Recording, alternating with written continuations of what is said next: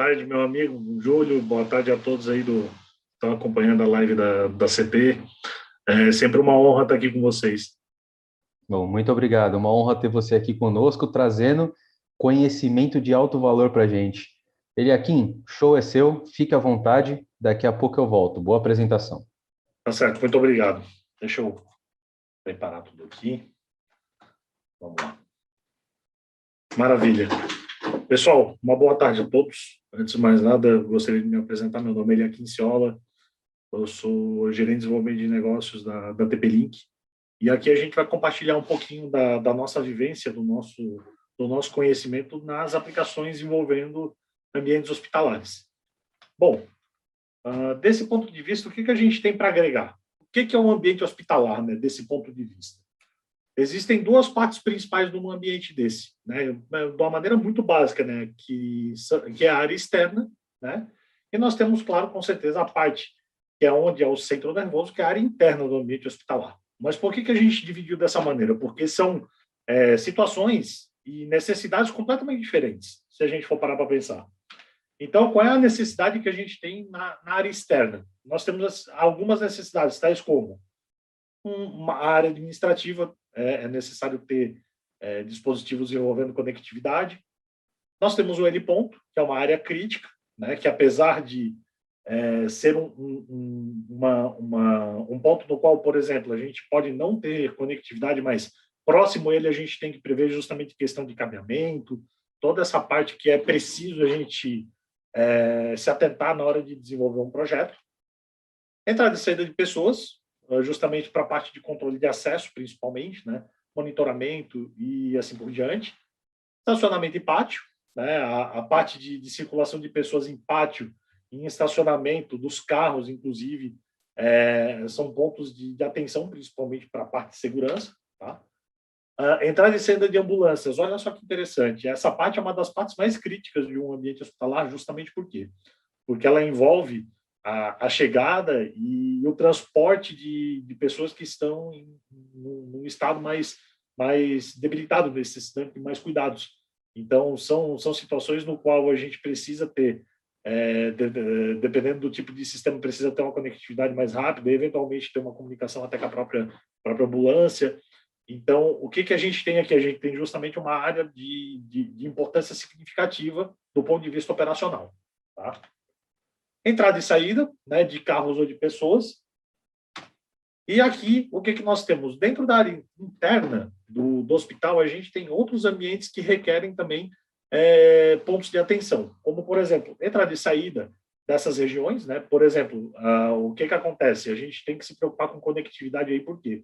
Porque determinadas áreas elas podem ser isoladas e esse isolamento é feito por controle de acesso, principalmente depois dos adventos aí que nós tivemos aí da Covid-19. E isso se tornou um tanto quanto comum. O que nós temos aqui também importante? Uma área de descanso, normalmente é uma área onde os médicos, enfermeiros, os funcionários do hospital ou clínica, enfim, aqui a gente está falando do hospital, mas pode ser uma clínica, pode ser outro ambiente no qual se realize esse tipo de tratamento. Tá? A gente colocou tanto a figura do externo como interno, a gente colocou de uma maneira educativa, né? Não é exatamente todas essas necessidades que são em todos os ambientes, né? É muito escalável, depende muito do tamanho, mas no geral a gente mapeou esses. Tá? O que nós temos aqui também? A parte dos consultórios, onde é preciso ter algum tipo de conectividade para poder preencher um prontuário online, por exemplo, algo do tipo. Exames de alta complexidade. Aqui, por exemplo, fazer... quando a gente tem que conectar um tomógrafo, um raio-x, um outro equipamento de alta tecnologia, a gente tem que se preocupar com várias coisas. E uma delas é justamente a questão da conectividade envolvendo distúrbios eletromagnéticos e assim por diante. Aqui, por exemplo, é um ambiente que a gente pode pensar para a parte de cabeamento, utilizar algum tipo de fibra ótica, enfim, assim por diante. Corredores, né, que, por exemplo, pode ser possível a gente prover Wi-Fi para as pessoas que estão aguardando um atendimento, né? Querendo ou não, isso ajuda a aproximar as pessoas, né? Então a gente consegue ter, inclusive, um conforto maior, uma sensação, não é nem um conforto, mas sim uma sensação de conforto maior para aquelas pessoas que estão ali, eventualmente até passando por um momento bem difícil, tá? E o que a gente tem do ponto de vista de tecnologia que a gente pode ajudar nesses aspectos? A gente tem da TP-Link, a gente tem, por exemplo, a parte de switches PoE, tá? Fast Ethernet, principalmente aliada à parte de segurança, né? Então, o que nós temos desses produtos? Nós temos um modo estendido de até 250 metros, tá? Para o PoE, né? Por padrão, o PoE ele só funciona até 100 metros, mas com o modo estendido ele pode chegar até 250 metros, né? De acordo com a configuração que é feita no switch. Modo prioridade, né? Onde eu tenho prioridade de tráfego em determinadas portas. Função port isolator, né? Onde eu tenho isolamento de tráfego de porta a porta, né? Para evitar que eu tenha algum tipo de sniffer ou assim por diante, né? Algum tipo de interceptação de dados. E nesse caso, em especial, eu tenho redução de emissão de ruído. Por quê? Porque muitos dos nossos modelos que nós temos de switch Fast Ethernet, por exemplo, eles são fanless, ou seja, são sem ventilação. Eles têm a própria convecção dos dissipadores já consegue resolver o problema de aquecimento, né? Então, eu não preciso fazer o que a gente chama de convecção forçada, colocar um ventilador ali para fazer com que ele tenha troca de calor. Assim como a gente tem também a parte de switches PoE Gigabit, que eles podem ser utilizados tanto para segurança, não tem problema nenhum, mas eles podem ser utilizados também para access points, para telefones IPs, para outras aplicações que forem pertinentes, certo? E o que a gente tem nesses equipamentos, né? A gente tem o PoE Auto Recovery, que é após a reinicialização dos dispositivos PoE, ele consegue alimentar automaticamente, tá? Ele é fácil de usar, é plug and play, é basicamente conectar o cabo e esperar ele realizar a alimentação, tá? Múltiplos cenários de uso e também a questão da eficiência energética com a tecnologia Green Tech. O que acontece? Quando esse equipamento está com uso menor de energia, a gente consegue fazer uma economia de energia também na questão da alimentação, tá? Por exemplo, se o produto está em stand-by, coisas do tipo, é possível ter algum tipo de economia nesse aspecto, tá? Assim como os access points que nós temos os modelos access point Wi-Fi 5 e o Wi-Fi 6, certo? Nós temos algumas tecnologias que são bem interessantes, como o MunBaimon, né, que é o múltipla entrada e múltipla saída, né? Então isso promove um maior desempenho na conexão sem fio. Nós temos também a tecnologia Turbo QAM, e a gente consegue trafegar mais dados numa mesma largura de banda.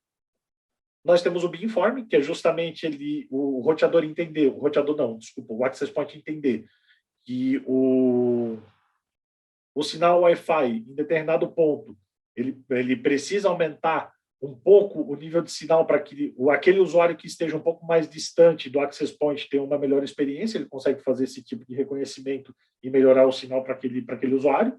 O Airtime Fairness, que ele faz justamente a divisão igualitária do tempo de tráfego, então eu tenho uma melhor experiência para todo mundo, mesmo para usuários que têm uma tecnologia um pouco mais baixa comparado àqueles que têm a tecnologia de ponta, acessando o mesmo access point.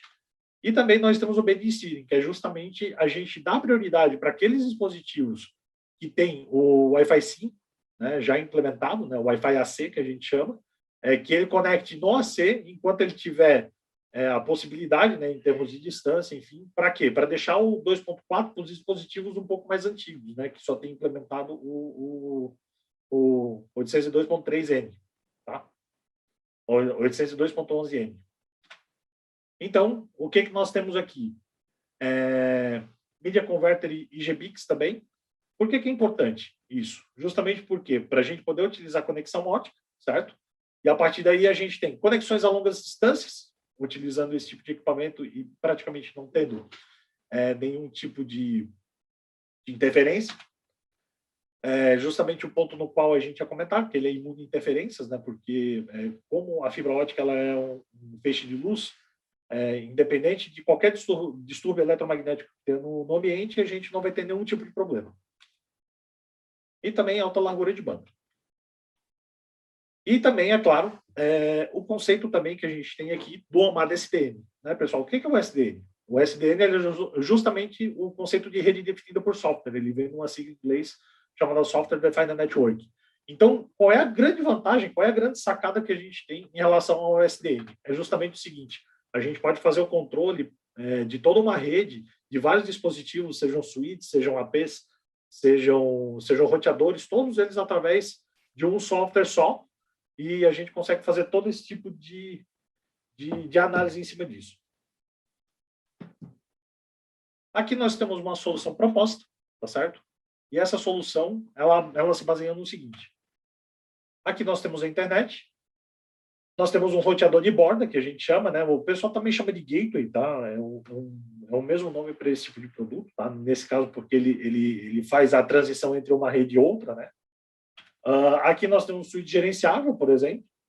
Nós temos os switches, esse aqui seria o switch core, nós teremos os switches de acesso, que a gente chama, né? Ou até, aqui, esses daqui são os switches de acesso, e esse daqui, por exemplo, é o switch de borda. Esses daqui se operam como borda também, né?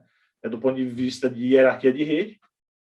Aqui a gente tem os conversores de mídia, os conversores de mídia, não, o IGBIX, que nós conectamos eles entre os equipamentos para poder fazer a conexão de fibra ótica. Aqui nós temos o controller, né? ou a C200, ou a C300, ou então o Omada Software Controller, dependendo do tamanho da rede. Tá? Aqui nós temos os access points para o administrativo, refeitório, áreas de convivência. Outro exemplo que a gente tem aqui justamente os corredores, né, dos hospitais para prover acesso Wi-Fi àqueles que estão ali esperando atendimento, né? Conversores de mídia a gente tem também, né, para fazer uma conexão quando a gente tem um item que está um pouco mais distante desse equipamento. Os servidores de aplicação, que no caso são os servidores onde rodam os sistemas do hospital, onde rodam os sistemas de gravação de vídeo, o sistema de gerenciamento de vídeo, onde inclusive outras aplicações podem ser executadas ali, e faz parte da rede também os servidores de aplicação, com certeza. Assim como as máquinas de diagnóstico e as máquinas de exame, porque o que acontece? Normalmente, quando tem, vamos supor, um tomógrafo, o tomógrafo ele opera conectado à rede, mas ele tem também uma área de diagnóstico onde tem os computadores que pegam a imagem desse tomógrafo e fazem o tratamento. Então, assim, isso também passa pelo servidor de aplicação, onde tem servidores específicos para poder fazer o tratamento dessas imagens, inclusive, para poder disponibilizar para o médico fazer o diagnóstico. E aqui a gente tem entrada e saída de pessoas em ambulâncias, entrada e saída de pessoas, carros, heliponto. Heliponto é interessante filmar justamente por quê? Porque nesse aspecto a gente pode fazer com que a área de segurança perceba quando vem um novo paciente, já deixar todo esse arcabouço preparado, poder avisar para alguém para poder subir até lá em cima para fazer uma comunicação um pouco mais rápida e ter um atendimento um pouco mais ágil, tá certo? E também da parte do administrativo em geral. Então, a partir disso, a gente tem também o NVR ou VMS, aí é uma escolha de quem faz o projeto, certo? Dependendo do tamanho do projeto, é claro. E aqui todas as interconexões que nós previmos nesse nosso cenário hipotético, tá? De aplicação, onde a gente pode mostrar todos os produtos da linha da TP-Link, tá certo? E aqui, com certeza, a gente tem a parte do gerenciamento, que é a parte mais importante. Depois de todos esses equipamentos ligados e etc., a gente adota eles dentro da nossa controladora e a gente consegue fazer esse monitoramento basicamente de qualquer lugar e conseguir fazer o que a gente chama de troubleshooting, né, que é resolução de problemas, de uma maneira muito rápida e fácil, tá certo? E desse ponto de vista, pessoal, só tenho a agradecer. Muito obrigado a todos aí por ter nos acompanhado. Os meus contatos estão aí na apresentação. Quem precisar de qualquer coisa, tiver alguma dúvida em relação às soluções da TP-Link, seja para hospitais, para qualquer outro tipo de cenário, pode entrar em contato conosco. Nós estaremos aí para ajudar a todos vocês. E da minha parte seria isso, meu caro. Perfeito, Eliakim. Excelente apresentação. Porque a gente também não pode esquecer de todos os ativos que envolvem um bom projeto de segurança, principalmente quando a gente fala de tecnologia, se não tiver uma boa estruturação de rede, os bons equipamentos que a gente pode utilizar, certo? Como que anda hoje aí, para a gente bater um papinho ainda nos minutos finais, como que anda hoje a parte das estruturações de segurança dentro dos cases de aplicação que você tem trabalhado hoje em dia? O pessoal está colocando muito hardware em segurança, está colocando muito software em segurança, o que eles estão colocando nas camadas ali? Então, na verdade, eles estão indo para os dois lados, né? Da parte de hardware, o que a gente pode dizer, né, ô, Júlio? A gente pode dizer, principalmente da parte de alimentação de dispositivos utilizando PoE, certo? E essa parte de hardware é interessante a gente justamente mencionar aqui que a TP-Link, do ponto de vista de ativo de rede, né, ela tem de ponta a ponta, né? Todos os equipamentos para poder fazer essa parte de interconexão nós temos disponíveis, tá? Assim, ó, por exemplo, hoje uma demanda que é muito interessante, por exemplo, que existe é o seguinte: tem muita demanda para suíte PoE, principalmente suíte não gerenciável para fazer a parte de borda, né? E aí conseguir ter um budget PoE alto e etc, e poder alimentar todos os dispositivos que estão em borda, né? E da parte quando a gente sobe de camada, né? Quando a gente chega na camada de agregação ou na camada de core, né? Aí existem suítes que são L2 Plus, até suítes L3, e desse ponto de vista a gente consegue fazer uma segmentação de rede onde eu posso, no mesmo hardware, aí vem a parte do software, né? No mesmo hardware, a gente conseguir empregar voz, dados, segurança, aplicação, enfim. Mas isso só é possível quando a gente consegue entender, do ponto de vista de rede, como a gente estruturar isso. Porque senão a gente vai acabar fazendo uma rede separada da rede lógica, né?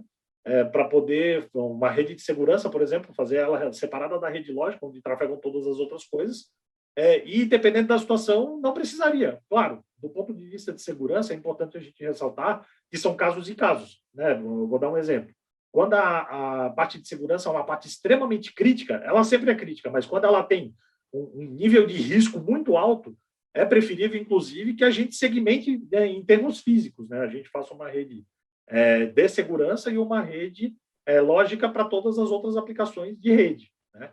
Mas, em alguns casos, por exemplo, um pequeno negócio, um médio negócio, em locais onde a estrutura de segurança ela é uma estrutura crítica, mas ela é uma estrutura que pode conviver tranquilamente já com a área, com a parte de TI que já tem, tendo o equipamento certo, tendo isso dessa maneira segmentada, a gente consegue ter uma economia de infraestrutura, né? E também consegue ter uma aplicação do ponto de vista, uma aplicação de ponta a ponta funcionando do ponto de vista de solução. Perfeito, perfeito. Isso aí até leva a gente numa questão bem antiga de que existe no mercado. O pessoal vai trabalhar com grandes projetos de CFTV. Aí é a resposta rápida do especialista. Cascateamento ou empilhamento? Qual que seria a melhor recomendação para ficar bem claro aqui? Então, o que acontece? O cascateamento ele tem uma característica que é a seguinte: eu tenho todo o tráfego tunelado em um determinado link para que eu possa segmentar ele para outro switch. Já o empilhamento ele tem uma característica diferente. O empilhamento ele faz com que dois equipamentos funcionem como se fosse um só, inclusive em termos de tráfego. Então, o que acontece? Vai depender muito da aplicação, Júlio. Por exemplo, quando a gente fala de uma rede, né, de uma rede que tem um switch core, um switch aggregation e um switch de borda, a gente já está fazendo, digamos assim, um cascateamento, né? Só que o que acontece? Em algumas situações, quando o tráfego é muito mais alto quando o tráfego é muito mais alto e exige-se uma performance muito mais rápida, né, da rede como um todo, com certeza a parte do switch empilhável ele vai fazer com que tu tenhas uma vantagem desse ponto de vista em dois sentidos. Primeiro, a gente vai ter uma vantagem em termos de gerenciamento, porque do ponto de vista de gerenciamento ele vai ser um equipamento só, e do outro ponto de vista é o seguinte: eu não vou ter tráfego rodando na minha rede, tráfego que não precisa. Por quê? Porque dentro do próprio empilhamento ele vai conseguir lidar com isso. Perfeito, está bem esclarecido aí para gente. Quem quiser saber mais, procure o especialista, ele é quem está aí para isso, ele pode sanar todas as dúvidas, também procure o CT e fiquem à vontade aí para mandar todas as dúvidas. Eliakim, muito obrigado pela apresentação, foi excelente. Em breve a gente se fala. Grande abraço. Maravilha, um abraço a todos, boa apresentação para os demais aí. Obrigado. Valeu, tchau, tchau.